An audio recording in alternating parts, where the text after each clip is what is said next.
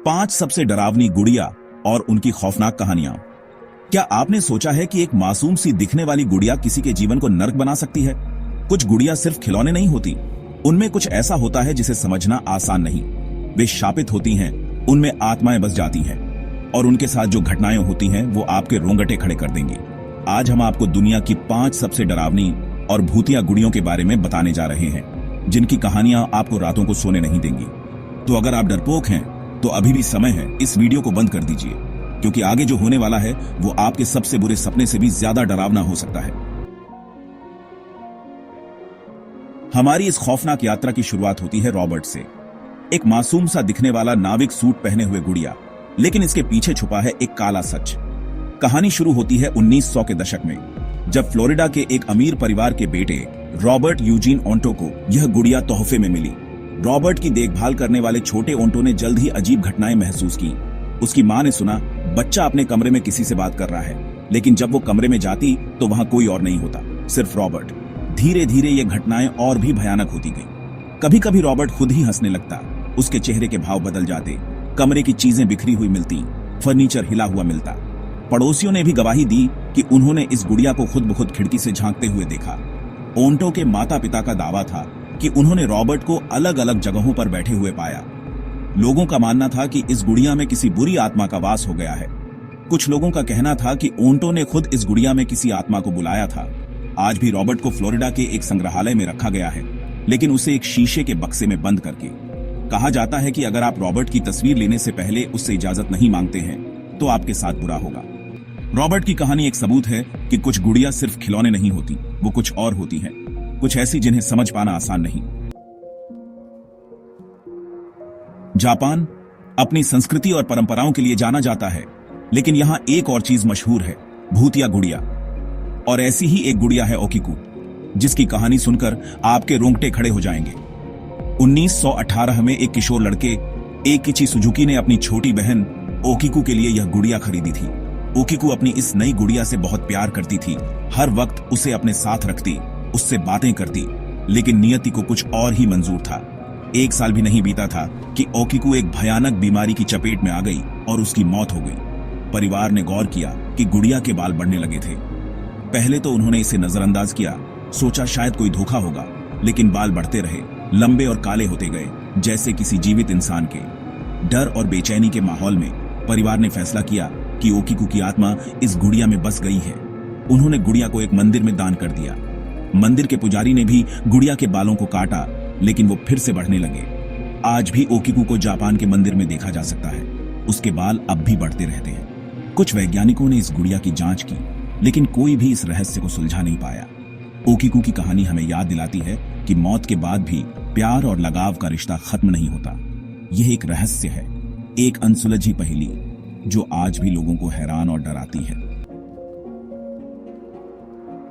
अब हमारी इस भयानक यात्रा का अगला पड़ाव है ब्रिटिश कोलंबिया, कनाडा, जहां एक पुरानी घिसी पिटी गुड़िया, जिसे मैंडी के नाम से जाना जाता है, एक संग्रहालय की 4 दीवारी में कैद है। मैंडी की कहानी 1910 के दशक की है, जब उसे पहली बार बनाया गया था। उसकी पुरानी पोशाक, फीके पड़ चुके बाल और एक अजीब सी मुस्कान उसके चेहरे पर, जो शायद अब डरावनी लगती है। कहते हैं कि मैंडी को उसके पहले मालिक ने एक प्राचीन वस्तुओं की दुकान से खरीदा था। शुरुआत में तो सब सामान्य था, लेकिन जल्द ही घर में अजीबोगरीब घटनाएं होने लगी। दरवाजे और खिड़कियां अपने आप खुलते और बंद होते, चीजें गायब हो जाती और फिर अजीब जगहों पर मिलती, और रात में बच्चे के रोने की आवाजें आती, जबकि घर में कोई बच्चा नहीं था। परिवार डर गया था, उन्हें यकीन हो गया था कि यह सब मैंडी की वजह से हो रहा है। उन्होंने गुड़िया को घर से निकालने का फैसला किया और उसे उसी प्राचीन वस्तुओं की दुकान पर वापस छोड़ दिया जहां से उन्होंने उसे खरीदा था। सालों तक मैंडी उस दुकान में रही, धूल फांकती रही, लेकिन उसकी कहानी लोगों के जहन में ताजा थी। फिर 1991 में एक स्थानीय संग्रहालय ने उसे अपने संग्रह में शामिल करने का फैसला किया। संग्रहालय के कर्मचारी को लगा कि मैंडी की कहानी लोगों को आकर्षित करेगी, लेकिन उन्हें क्या पता था कि वो खुद को मुसीबत में डाल रहे हैं। जब यह गुड़िया संग्रहालय में आई तो अजीब घटनाएं फिर से शुरू हो गईं। संग्रहालय के कर्मचारियों ने बताया कि बंद दराजें अपने आप खुलने लगीं, फर्श पर चीजें अपने आप गिरने लगीं, और कभी कभी मैंडी को दूसरी जगहों पर पाया गया, जबकि कोई उसे वहां ले नहीं गया था। कई बार तो ऐसा भी हुआ कि मैंडी के हाथ और पैर की स्थिति बदल जाती, उसकी आंखें अलग अलग दिशाओं में घूमती हुई प्रतीत होती। कुछ लोगों का मानना है कि मैंडी में एक छोटी बच्ची की आत्मा है जो किसी वजह से इस दुनिया में फंस गई है और गुड़िया के जरिए अपना गुस्सा जाहिर करती है। आज भी मैंडी उस संग्रहालय में एक शीशे के बक्से में बंद है, लोगों की निगाहों से दूर। उसकी कहानी एक रहस्य बनी हुई है, एक ऐसा रहस्य जो शायद कभी सुलझ नहीं पाएगा। हमारी इस डरावनी यात्रा में अगला पड़ाव है इंग्लैंड, जहां एक गुड़िया है जिसका नाम है पेप्पा। पेप्पा कोई साधारण गुड़िया नहीं है, बल्कि एक ऐसी गुड़िया है जो बोल सकती है। कम से कम लोगों का तो यही मानना है। पेप्पा की कहानी 1970 के दशक की है, जब उसे एक महिला ने अपनी बेटी के लिए बनाया था। महिला की बेटी को पेप्पा बहुत पसंद आई। वो हमेशा उसे अपने साथ रखती, उससे बातें करती। लेकिन कुछ समय बाद बेटी ने शिकायत करना शुरू कर दी कि पेप्पा उससे बातें करती है। पहले तो किसी ने उसकी बात पर यकीन नहीं किया, लेकिन जल्द ही और भी लोग पेप्पा की आवाज सुनने लगे। पेप्पा की आवाज बहुत धीमी और बुझी हुई थी, जैसे कोई फुसफुसा रहा हो। कभी कभी वो गाने गाती, कभी रोती, तो कभी गुस्से में चिल्लाती।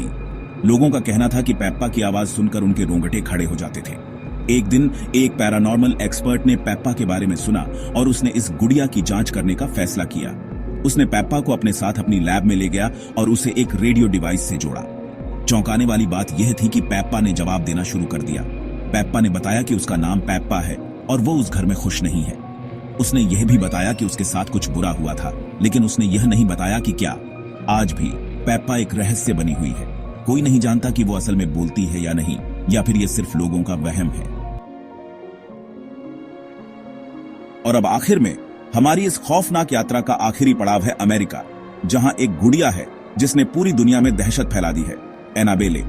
एनाबेले की कहानी 1970 के दशक की है, जब एक नर्सिंग स्टूडेंट को यह गुड़िया तोहफे में मिली थी।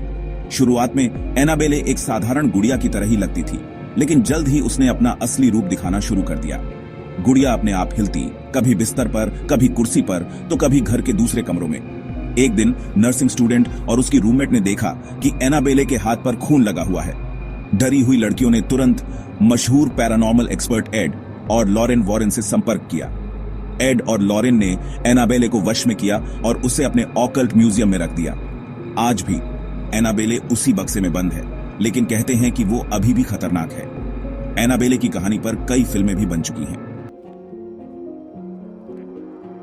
दोस्तों, ये सिर्फ कहानियां नहीं हैं, ये घटनाएं हैं जिन्होंने सैकड़ों लोगों को डरा दिया है।